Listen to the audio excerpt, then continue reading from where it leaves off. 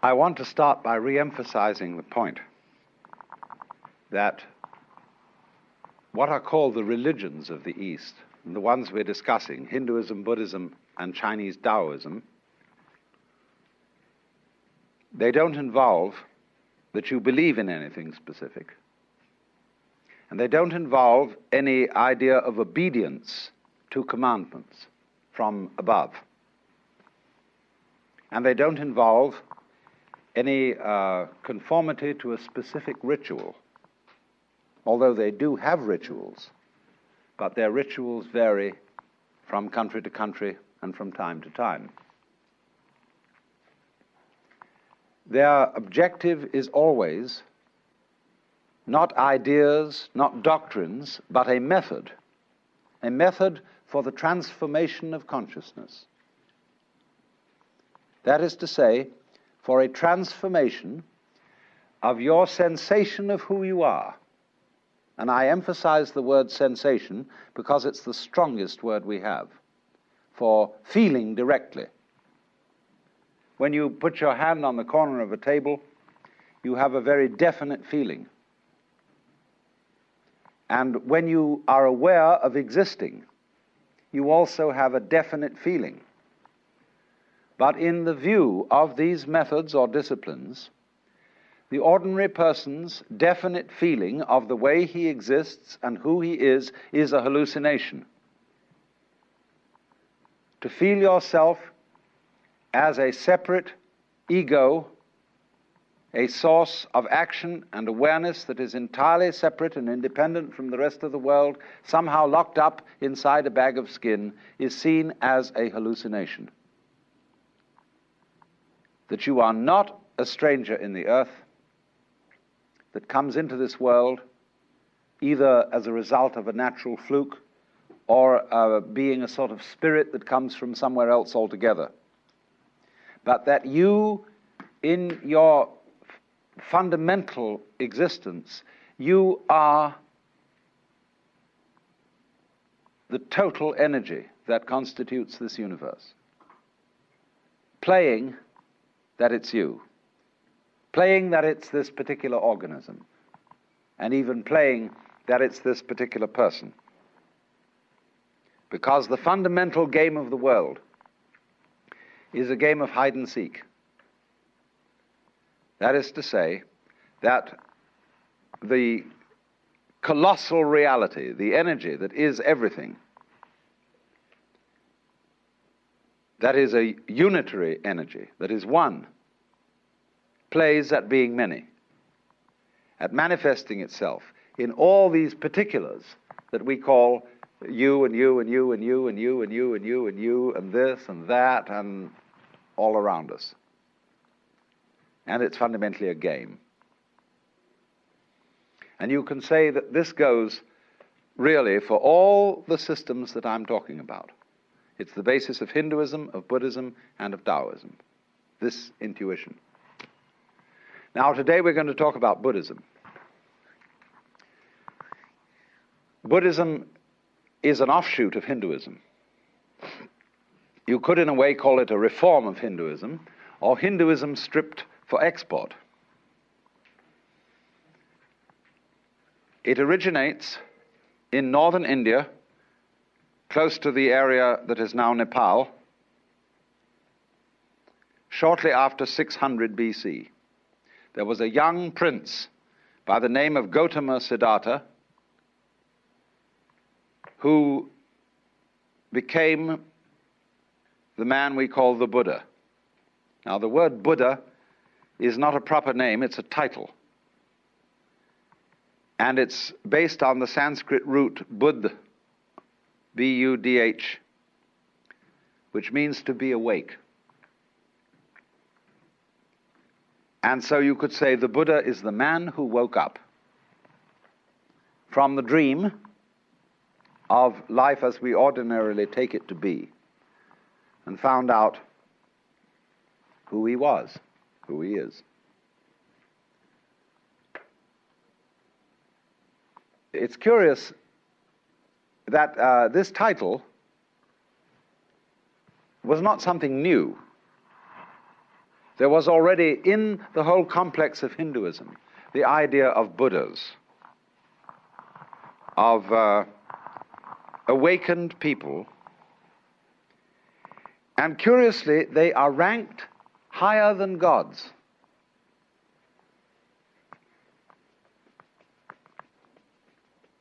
Because in the view of Hinduism, even the gods, or the angels, the devas, are still bound on the wheel of the sort of squirrel cage of going round and round and round in the pursuit of success.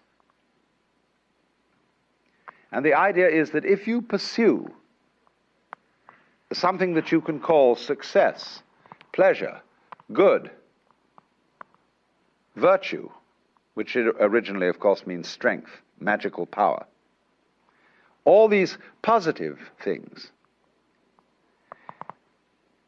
you are under illusion because the positive cannot exist without the negative. To be, you only know what to be is by contrast with not to be. So if we say, now, there is a coin in the left hand, there is no coin in the right. And from this you get the idea of to be and not to be. And you can't have the one without the other. So if you try to pursue, to gain the positive, and to deny, get rid of the negative, it's as if you were trying to arrange everything in this room so that it was all up and nothing was down. You can't do it.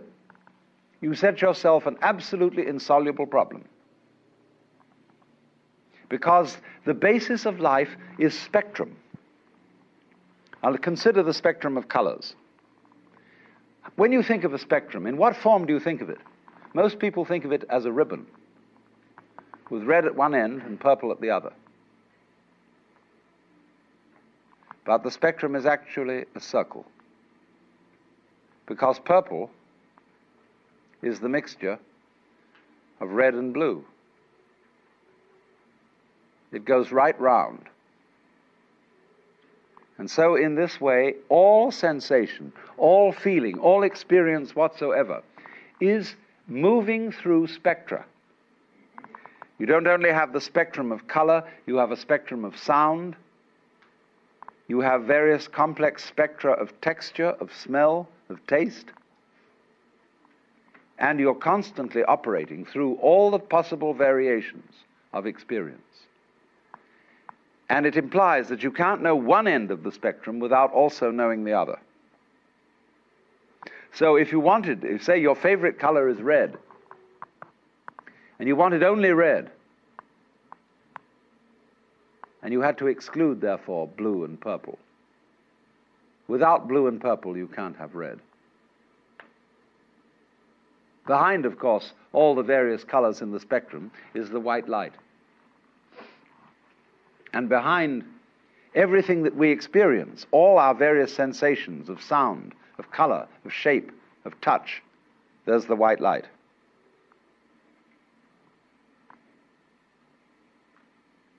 And I'm using the phrase, the white light, rather symbolically. I don't mean it literally. But there is common to all sensations what you might call the basic sense. And if you explore back into your sensations and reduce them all to the basic sense, you're on your way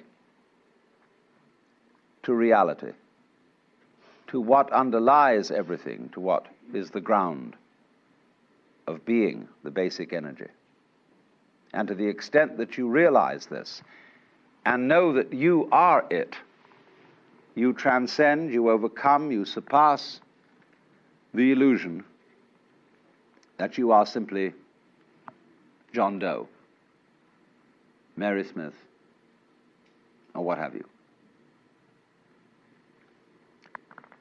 So then, the Buddha, as the man who woke up, is regarded as one Buddha among a potentiality of myriads of Buddhas. Everybody can be a Buddha. Everybody has in himself the capacity to wake up from the illusion of being simply this separate individual. The Buddha made his doctrine very easy to understand, because in those days there wasn't very much writing being done, and people committed things to memory. And so he put his doctrine or method in various formulae, which are very easy to remember, and I'm going to explain it in those terms so that you can remember it just as well. He, of course, practiced the various disciplines that were offered in the Hinduism of his time, but he found in a certain way that they had become unsatisfactory, because they had overemphasized asceticism, had overemphasized putting up with as much pain as you can. There was a feeling, you see, that if the problem of life is pain, let us suffer. And this is the root of the ascetics, you see, who lie on beds of nails, who hold a hand up forever and ever and ever, who eat only one banana a day, who renounce sex, who do all these weird things, because they feel that if they head right into pain and don't become afraid of it, but suffer as much pain as possible, they will, by this method, overcome the problem of pain. And they will set themselves free from anxiety. There's a certain sense in that, as you can obviously see. Supposing, for example, you have absolutely no fear of pain. You have no anxieties. You have no hang-ups. How strong you would be. Nobody could stop you. You would have ultimate courage. But the Buddha was very subtle. He is really the first historical psychologist, the great psychologist, psychotherapist. He is very subtle, because he saw that a person who is fighting pain, who is trying to get rid of pain, is still really fundamentally afraid of it. And therefore, the way of asceticism is not right. Equally, the way of hedonism, of seeking pleasure, is not right. So the Buddha's doctrine is called the middle way, which is neither ascetic nor hedonistic. So it's summed up in what are called the Four Noble Truths. And the first is called dukkha.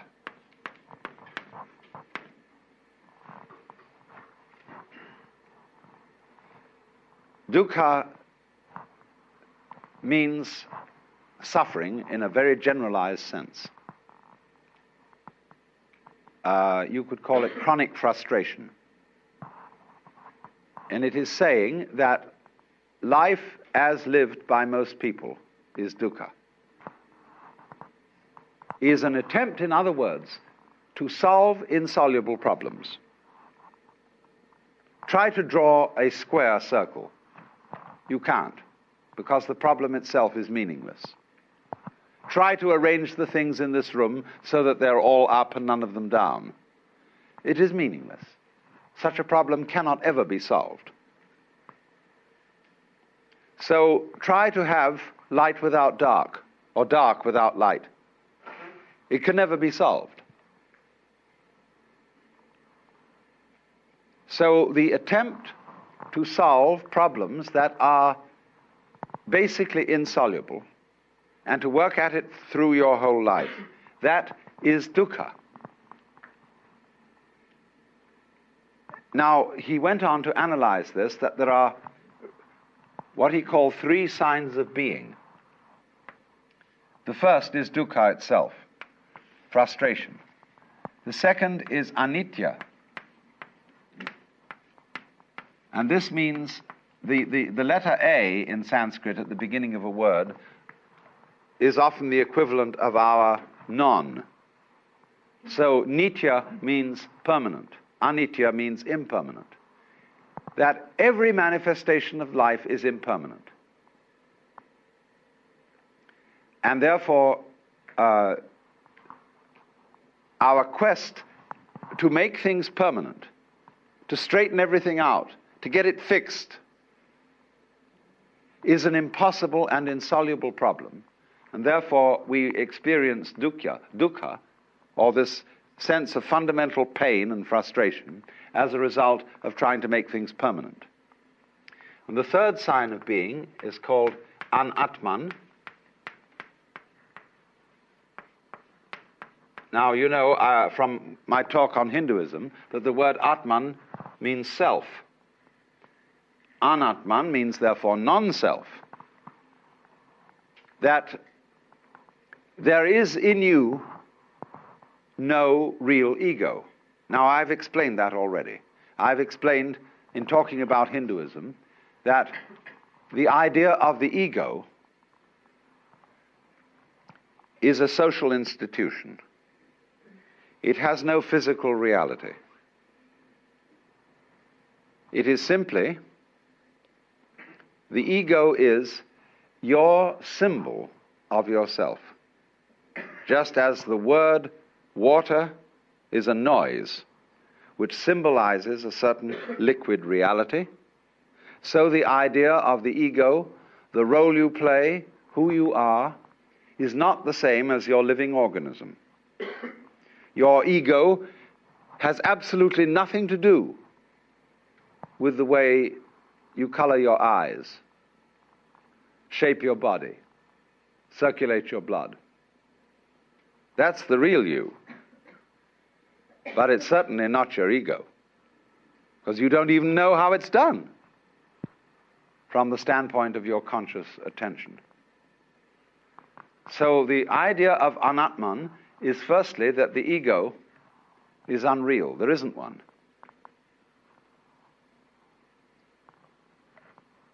Now then, this then is the first truth. There is this situation that we have dukkha, or frustration, because we are fighting the changingness of things, and because we don't realize that the ego, the I, is unreal. The second of the Four Noble Truths is then called Trishna.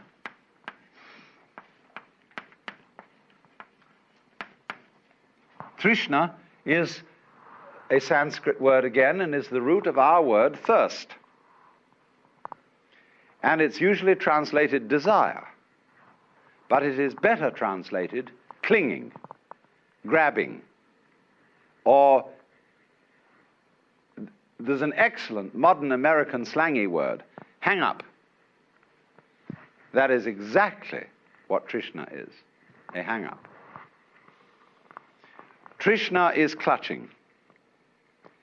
As, for example, what we call smother love. When a mother is so afraid that her children may get into trouble, that she protects them excessively. And as a result of this, prevents them from growing. Or when lovers cling to each other excessively and have to sign documents that they will curse and swear to love each other always, they are in a state of trishna. And this is the same thing as holding on to yourself so tightly that you strangle yourself. Now, so the second truth then about Trishna is that the cause of dukkha is Trishna. Clinging is what makes suffering. If you don't recognize that this whole world is a phantasmagoria, an amazing illusion, a weaving of smoke, and you try to hold on to it, you see, then you start suffering. seriously suffering. Trishna is in turn based upon avidya.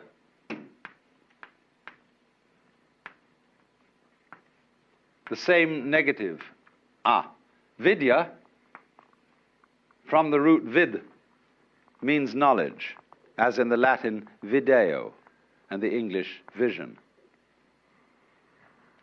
Avidya, therefore, is ignorance. Gnosis, gna, means, of course, to know.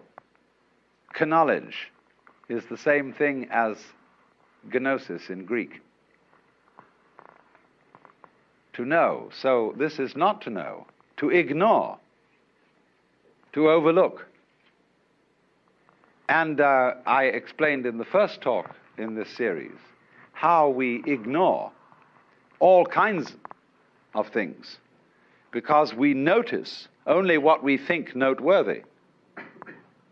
And therefore our vision of everything is highly selective. We pick out certain things and say that's what's there, just as we select and notice the figure rather than the background. Sometimes I draw this on the blackboard and ask the question, what have I drawn? What would you say? What have I drawn? A circle. Any other suggestions? A hole in the black. Yeah, you're getting the point. I've drawn a wall with a hole in it, you see. But ordinarily, you've been reading my books. So, but ordinarily people see the ball, the circle, the ring or whatever, and never think of the background because they ignore the background. Just as one thinks that you can have pleasure without pain. You want pleasure, the figure, and don't realize that pain is the background. So avidya is this state of restricted consciousness, restricted attention, that moves through life unaware of the fact that to be implies not to be, and vice versa. So now the third noble truth is called nirvana.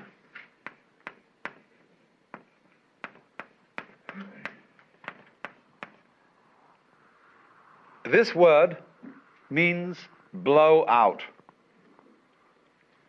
Nira is a negative word, again, like Vana is blowing. So it's a kind of outblowing. Now, in breathing, you know that breath is life. The Greek word, you may pronounce it pneuma or pneuma, is the same as spirit. And spirit means breath. In the book of Genesis, when God had made the clay figurine that was later to be Adam, he breathed the breath of life into its nostrils. And it became alive, because life is breath. But now, if you hold your breath, you lose it. He that would save his life will lose it. So breathe in, breathe in, breathe in, get as much air as you can, and Trishna, cling, and you lose it. So nirvana means breathe out.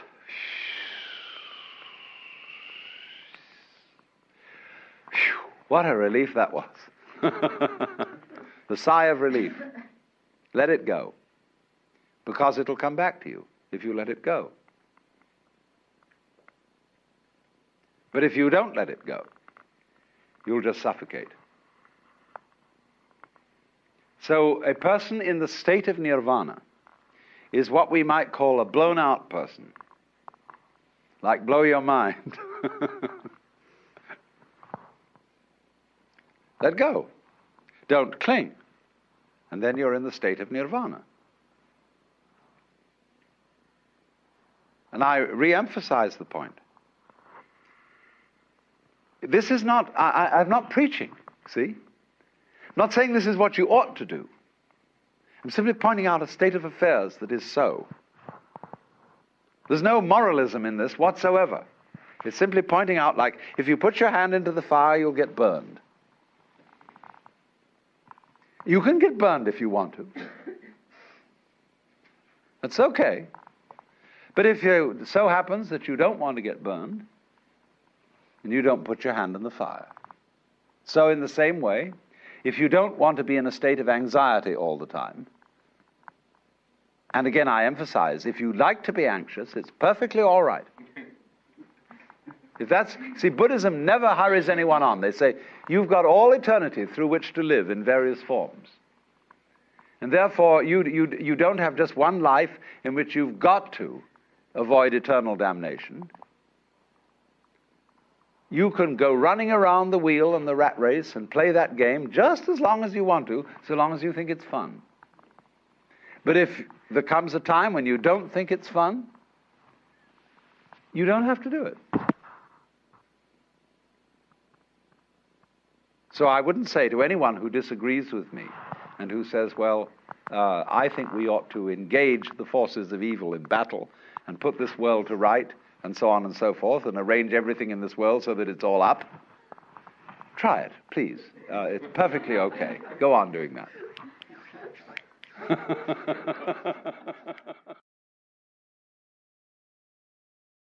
But if you see that it's futile, then you can let go. Don't try to cling. Relax. And if you do that, you're in the state of nirvana. And you become a Buddha. And of course it means that you become a rather astonishing person. You may, of course, be subtle about it and make like you're a very ordinary person, so that you don't get people mixed up. And so in Buddhism, the Buddha explained that his doctrine, his method, was a raft. It's sometimes called a yana. The word Y-A-N-A, yana, means a vehicle, a conveyance. And when you cross a river on a raft, and you get to the other shore, you don't pick up the raft and carry it on your back. You leave it behind. But people who are what I would call hooked on religion are always on the raft. They're going back and forth, back and forth, back and forth on the raft. So the clergyman tends to turn into a ferryman who's always on the raft and never gets over to the other shore himself. Now, there's something to be said for that, because how are we going to get the raft back to the first shore to bring over the other people? See? Somebody has to volunteer to take the back journey. But he must be awfully careful to realize that the real objective is to get the people across and set them free. If you dedicate yourself to ferrying people across, don't ask them to come back on the raft with you, because you'll get overcrowded and people will think that the raft is the goal rather than the other shore. So when I find this in actual practice, that when clergymen do not ever ask for money, and it's all right, like a doctor who simply charges a fee, says, you come to me, you pay me so much. But the clergyman says, he doesn't say pay me so much, he says, we would like your pledge, your voluntary contribution. See, and then nobody knows what to give. That's the idea of the raft. Now then, the fourth noble truth is called marga.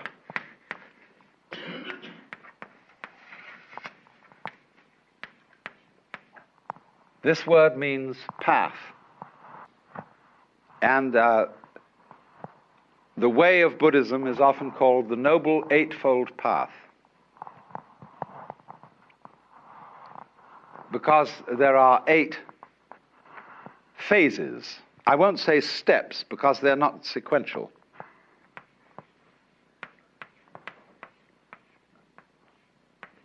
Samyak is a very curious phrase. It doesn't mean right in our sense of correct. Sam is the same really as our word sum. Total, complete, all-inclusive. We might use the word integrated, as when we say a person has integrity. That a person who has integrity, we mean he's all of a piece. He's not divided against himself. So, in this sense of samyak drishti, this is related to the word darshan, which means a point of view or viewing. When you go to visit a great guru or teacher, you have darshan, you look at him, and you offer your reverence to him. This is darshan.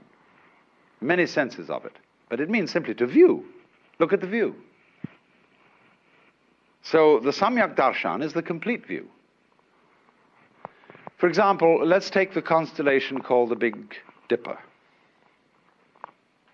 We look at it from a fairly restricted zone in space, and it always seems, whatever the season of the year, because we're so far away from it, that those stars in the Big Dipper are in the same position.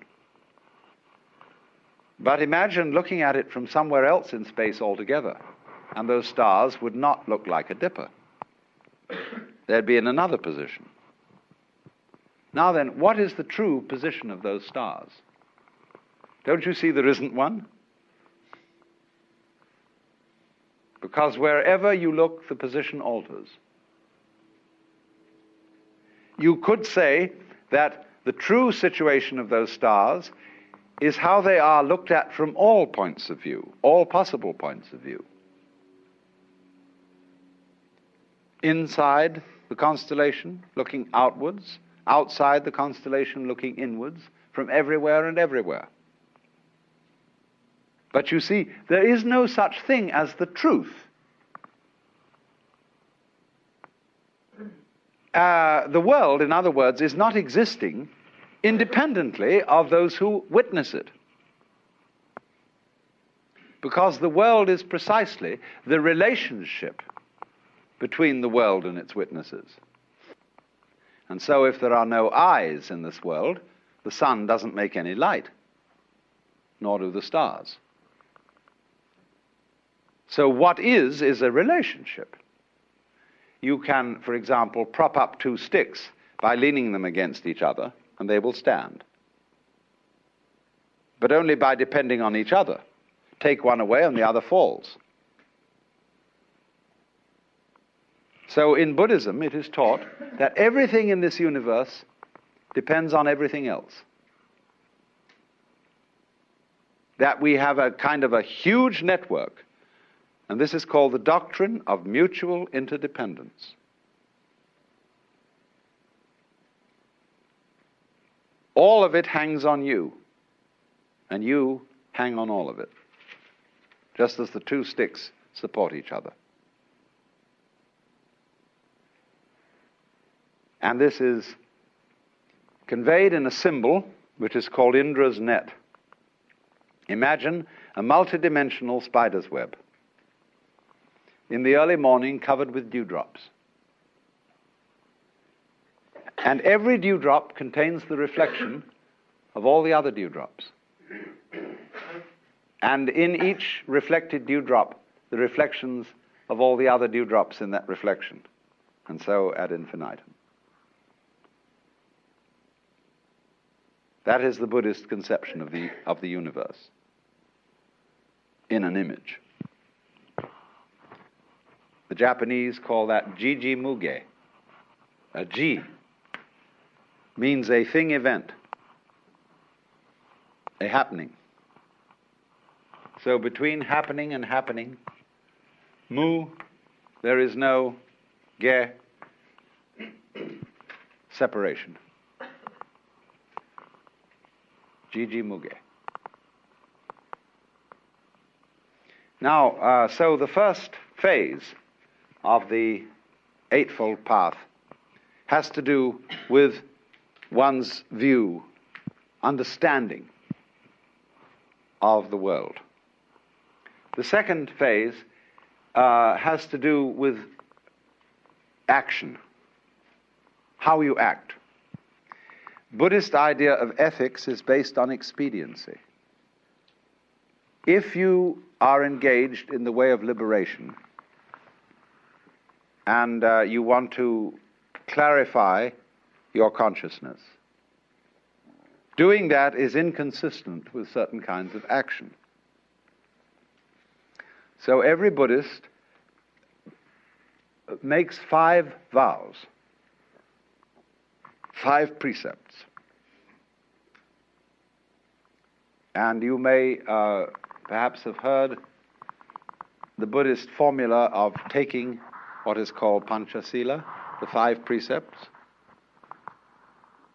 And they take what are called Tisarana, the 3 refuges, and the 5 precepts. The refuges are the Buddha, the Dharma, the doctrine, and the Sangha, the fellowship of all those who are on the way. So the priest, the bhikkhu, the Buddhist monk, and the lay people will chant the formula. Buddhang saranang gacchami, Dhanghang saranang gacchami, Sanghang saranang gacchami. Those are the 3 refuges, the Buddha, the Dharma, and the Sangha. Then they take the 5 precepts. Panatipata veramani sikapadang samadhiyami. Adinadana veramani sikapadang samadhiyami. Kamesu michachara veramani sikapadang samadhiyami. Musavada veramani sikapadang samadhiyami.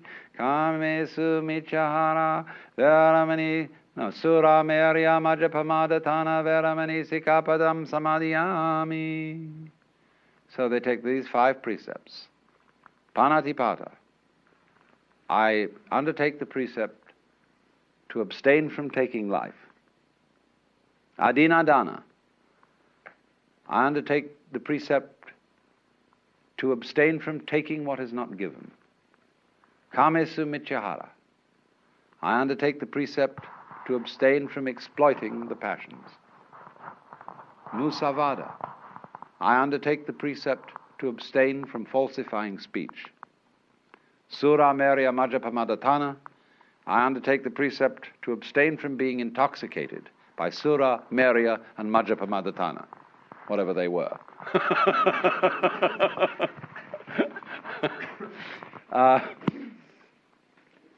I presume toddy, which is alcohol.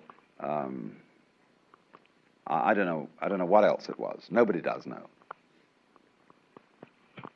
Because you see, if you start killing people or taking life, you're in trouble. You set up an opposition and you've got to become involved in taking care of it. If you start stealing, you worry people. You upset people's orientation in life, because if you suddenly come back home for dinner and find somebody's stolen your table, where are you going to serve dinner? If you exploit your passions, it means that when you feel bored and somehow that life is a little bit empty, you say, well, now what are we going to do this evening? Let's go and get stuffed. A lot of people who suffer from obesity are trying to simply fill their empty psyche by stuffing themselves with food. Well, it's the wrong cure. So, likewise, musavada, if you start telling lies to everybody, you know what happens when you start telling lies. You have to tell extra lies to cover up the first one, and you get into the most hopeless misunderstanding. Speech collapses. And, of course, the intoxication is the same problem as the exploitation of the passions. So there's a purely kind of practical, expedient, utilitarian approach to morals. There's another side to this which doesn't enter into the precepts, which I will explain later. So that's the third phase of the Eightfold Path. The second phase. Then the third phase has to do with your mind, with your state of consciousness.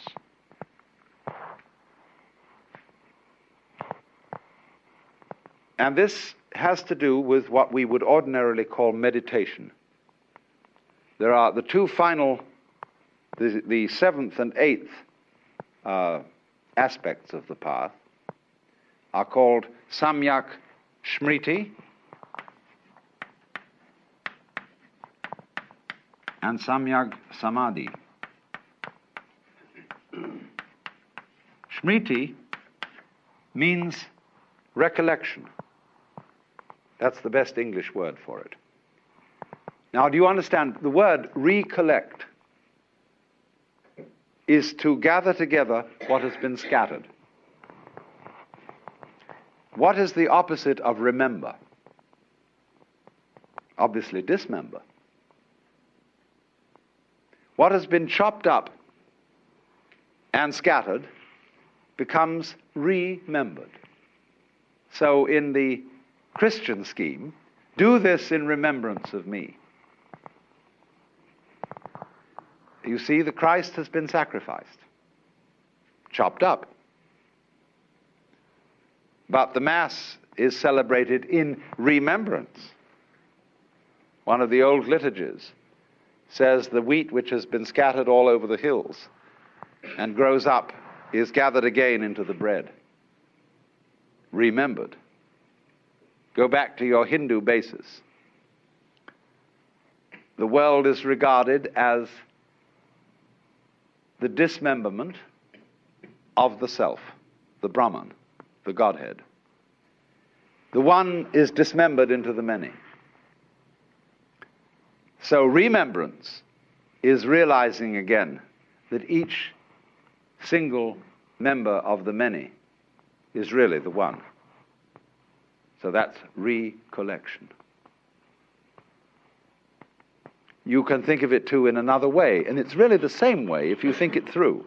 I'm going to leave you with a few puzzles so that you can think them through, and I won't explain them. But another way is to be recollected is to be completely here and now. Are you here and now? Are you really here? There was a wise old boy who used to give lectures on these things, and he would get up and not say a word. He would just look at the audience. And he'd examine every person individually. And they'd all start feeling uncomfortable. He wouldn't say anything. He'd look at them all. And then he'd suddenly say, "Wake up! You're all asleep.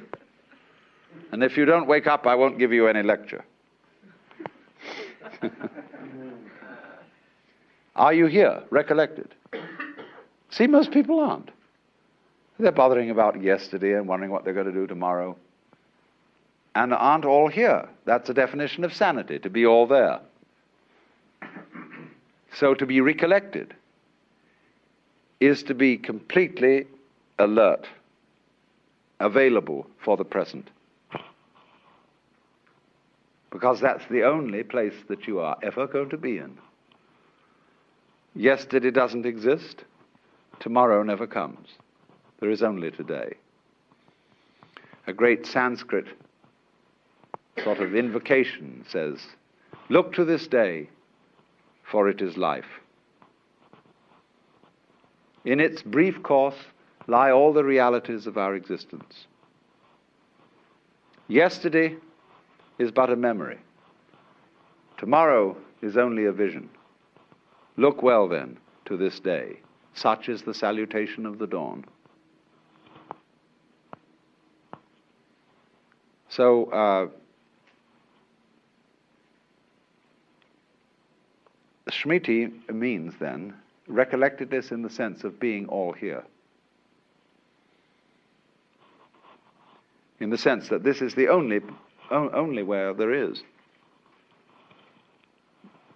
Then beyond that comes samadhi. Again, notice the presence of this word SAM, sam. Samadhi is integrated consciousness in which there is no further separation between the knower and the known, the subject and the object.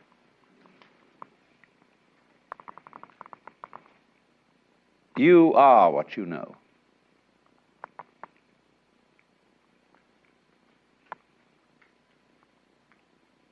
Now we think in the ordinary way that we are the witnesses of a constantly changing panorama of experience, from which we, as the knowers of this, in a way stand aside and watch it. We think of our minds as a kind of tablet upon which experience writes a record, and the tablet is always there, although the experience goes by. And eventually the experience, by writing so much on the tablet, wears it out. It's all scratched away, and you die. See? But actually, if you will investigate this, and you have to experiment on this because I cannot explain it to you in words, you can only find it out for yourself. There is no difference between the knower and the known. When you say, I see a sight, I feel a feeling, you are using redundant language. I see implies the sight. I feel implies the feeling. Do you hear sounds? No. You just hear. Or you can say, there are sounds. Either one will do. So you will find, if you thoroughly investigate the process of experiencing, that the experiencing is the same as the experiencer. And this is the state of samadhi.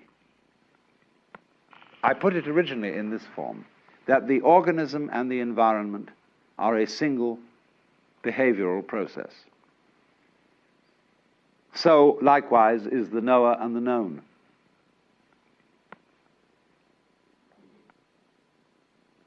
So you, as someone who is aware, and all that you are aware of is one process. That is the state of samadhi.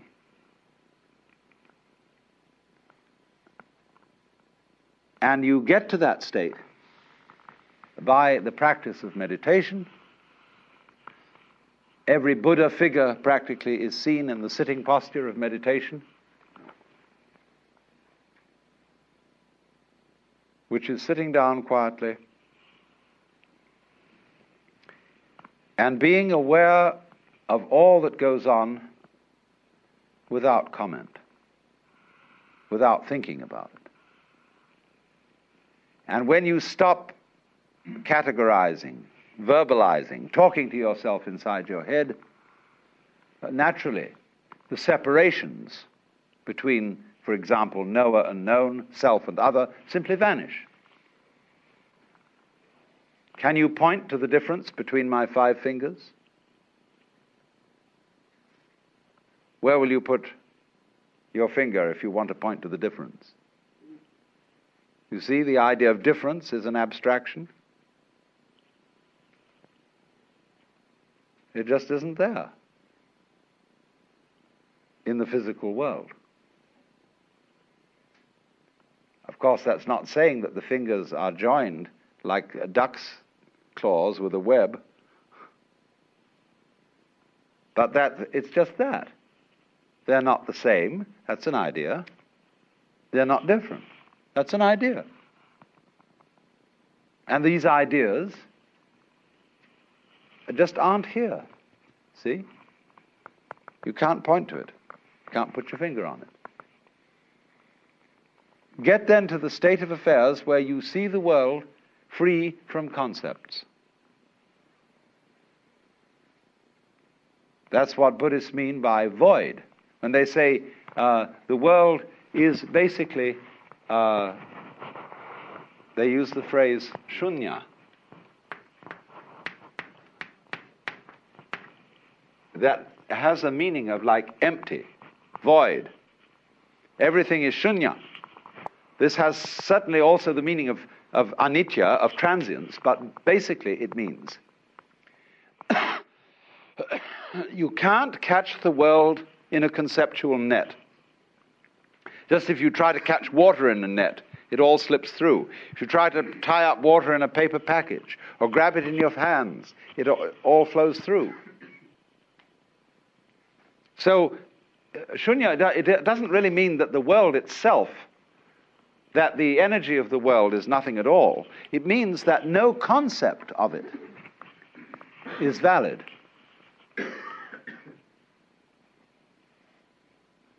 You cannot make any one idea or belief or doctrine or system or theory tie the thing up.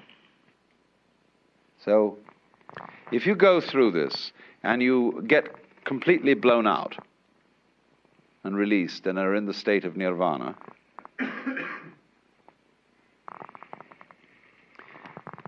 for no reason that anybody can explain, just as, for example, as I pointed out, when you see that you can't change yourself, you can't lift yourself up by your own bootstraps, you then get a new access of psychic energy. So in exactly the same way, when you get to this state of nirvana, there wells up from within you what the Buddhists call karuna, or compassion. The sense that you aren't different from everybody else. Everybody else's suffering is your suffering. And so this tremendous sense of solidarity with all other beings arises. So that he who reaches nirvana doesn't, as it were, withdraw into a sort of isolated peace, but is always coming back into the world, into the difficulties, into the problems of life, in compassion for everyone else. You can't be saved alone, because you're not alone. You are the whole cosmos. Of a table, you have a very definite feeling. And when you are aware of existing, you also have a definite feeling. But in the view of these methods or disciplines, the ordinary person's definite feeling of the way he exists and who he is a hallucination. To feel yourself as a separate ego, a source of action and awareness that is entirely separate and independent from the rest of the world, somehow locked up inside a bag of skin, is seen as a hallucination. That you are not a stranger in the earth, that comes into this world either as a result of a natural fluke or being a sort of spirit that comes from somewhere else altogether. But that you, in your fundamental existence, you are the total energy that constitutes this universe. Playing that it's you. Playing Buddhas of awakened people, and curiously they are ranked higher than gods.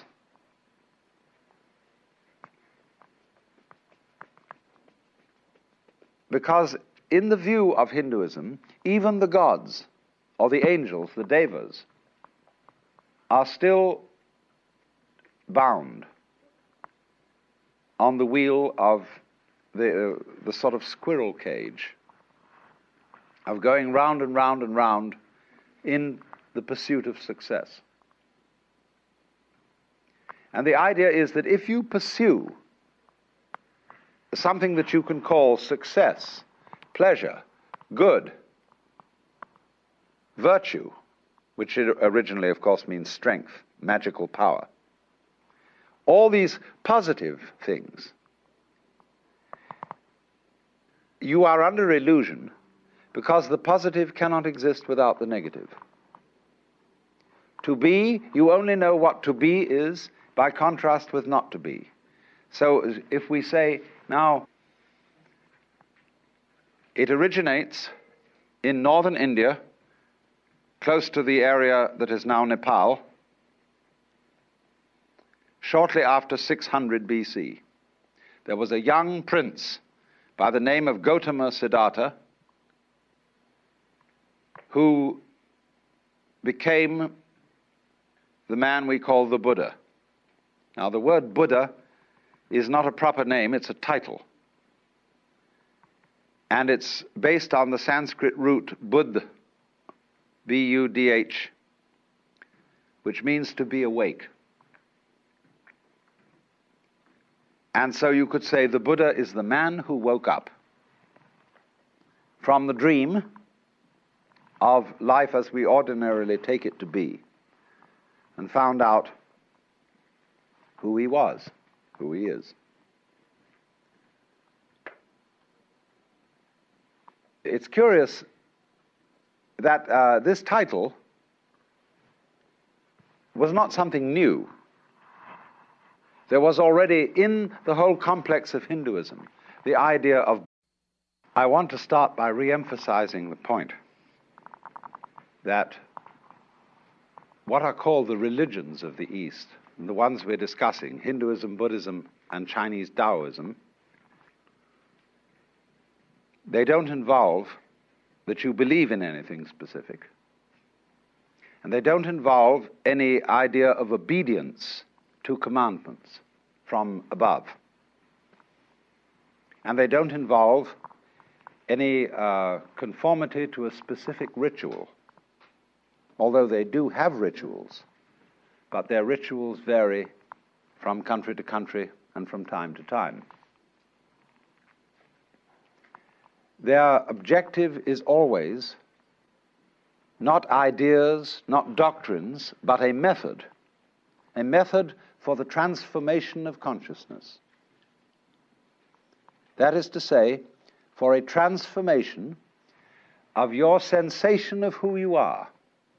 And I emphasize the word sensation because it's the strongest word we have for feeling directly.